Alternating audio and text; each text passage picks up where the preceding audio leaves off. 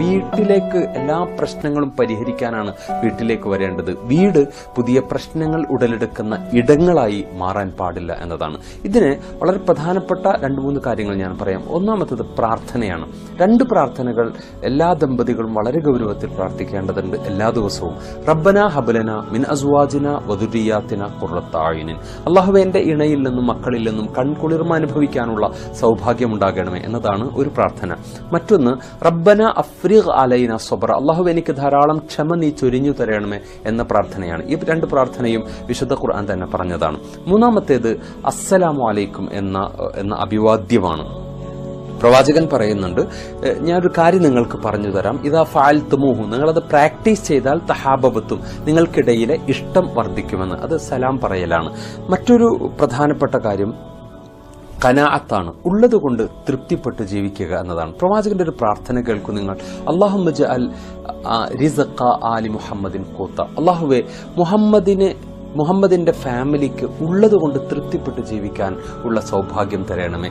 ഉള്ളതുകൊണ്ട് തൃപ്തിപ്പെട്ട് ജീവിക്കാൻ കഴിയുക എന്നത് വളരെ പ്രധാനപ്പെട്ട ഒരു കാര്യമാണ്. ധൂർത്തും ദുർവ്യയവും നിങ്ങളുടെ വീട്ടിൽ ഉണ്ടാകാൻ പാടില്ല. അത് വളരെ ശ്രദ്ധിക്കേണ്ടതുണ്ട്. മറ്റൊന്ന്, മാതാവും പിതാവും ഭിന്നസ്വരത്തിലാകാൻ പാടില്ല. 2 പേരും അഭിപ്രായങ്ങൾ ഒരുമിച്ചെടുക്കാൻ കഴിയേണ്ടതുണ്ട്.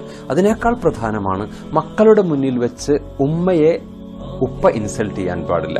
മക്കളുടെ മുന്നിൽ വെച്ച് ഉപ്പയെ താഴ്ത്തി സംസാരിക്കാൻ പാടില്ല, വില കുറച്ചു കാണാൻ പാടില്ല. അപ്പോഴേ അവർ മാതാപിതാക്കളെ റെസ്പെക്ട് ചെയ്യുന്നവരായി വളരുകയുള്ളൂ. ഇതുപോലെ തന്നെ പ്രധാനമാണ് മക്കൾക്കിടയിൽ സാവൂബൈന ഔലാദിക്കും, നിങ്ങൾ മക്കൾക്കിടയിൽ തുല്യത പാലിക്കുക എന്ന പ്രവാചകന്റെ വചനം. ഇഫ് ദെൻ എന്ന് പറയുന്ന ഒരു മെന്റാലിറ്റി ഉണ്ട്. If then mentality. If this happen then I will be happy. ഇത് അപകടകരമാണ്.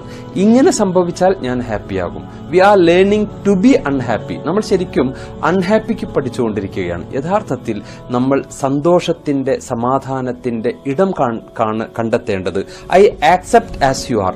ഇപ്പോൾ എന്താണ് ഉള്ളത് അത് അങ്ങനെ തന്നെ സ്വീകരിക്കുക. ഇപ്പോൾ ഉള്ള കാറ് അത് മതി, ഇപ്പോൾ എന്റെ മക്കൾ ഇങ്ങനെയാണ് അത് മതി, എന്റെ ഹസ്ബൻഡ്, എന്റെ വൈഫ് ഇപ്പോൾ എന്താണോ ഉള്ളത് അത് മതി എന്ന ഒരു ഭാവം കാത്തു സൂക്ഷിക്കുക എന്നാണ്. രണ്ടാമത്തത് യെസ് ബട്ട് സൈക്കോളജിയാണ്. യെസ് എന്ന് പറഞ്ഞ് ശീലിക്കുക. പ്രവാചകന്റെ ഒരു സ്വഭാവം, മാസു ഇല റസൂലുള്ളാഹി സ്വല്ലല്ലാഹു അലൈഹി വസല്ലം, പ്രവാചകൻ എന്തൊന്ന് ചോദിക്കപ്പെട്ടാലും ലാ എന്ന് ഉത്തരം പറഞ്ഞിരുന്നില്ല എന്നാണ്. എപ്പോഴും പ്രവാചകൻ നഅം എന്നായിരുന്നു പ്രവാചകന്റെ മറുപടി ഉണ്ടായിരുന്നത്.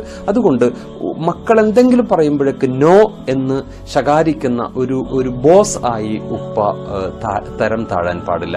അതുപോലെ തന്നെ മക്കളോട് എന്തെങ്കിലും മാതാപിതാക്കൾ പറയുമ്പോഴേക്ക് നോ എന്ന് പറയുന്ന മക്കളാകാൻ പാടില്ല. പരമാവധി നമ്മൾ യെസ് എന്ന് പറഞ്ഞ് ശീലിക്കുക. സർവശക്തനായ ജഗന്നിയന്താവ് നമ്മുടെ ഒക്കെ കുടുംബജീവിതത്തെ മനോഹരവും ഭാസ്വരവും ആക്കുമാറാകട്ടെ. അസ്സലാമു അലൈക്കും വറഹ്മത്തുള്ളാഹി വബറകാതുഹു.